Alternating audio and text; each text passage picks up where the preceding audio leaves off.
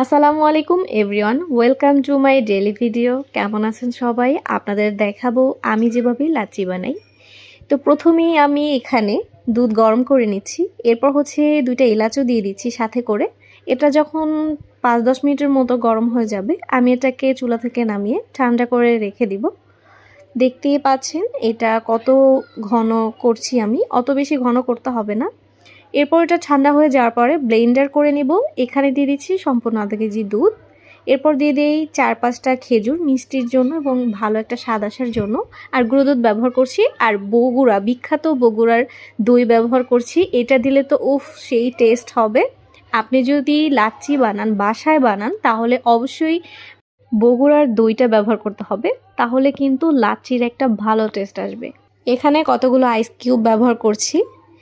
এরপর হচ্ছে এইখানে আমি দিয়ে দিব কিছুটা চিনি, কিছুটা বলতে 3 থেকে 4 চামচের মতো, ছোট চায়ের চামচের মাপটা আমি এখানে ব্যবহার করেছি। এরপর এটাকে সুন্দরভাবে আমি ভালোভাবে ব্লেন্ড করে নেওয়ার পরে আমার কিন্তু লাচ্ছি হয়ে গেছে।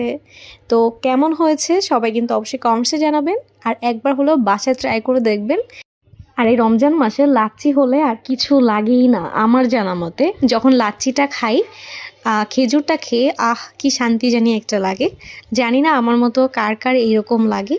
তো আজকে ভিডিওটি কিন্তু এই পর্যন্তই। সবাই ভালো থাকবেন, সুস্থ থাকবেন। আর আমার ভিডিওটি ভালো লেগে থাকলে অবশ্যই লাইক, কমেন্ট, শেয়ার করবেন আর ফলো করতে ভুলবেন না। আল্লাহ হাফেজ।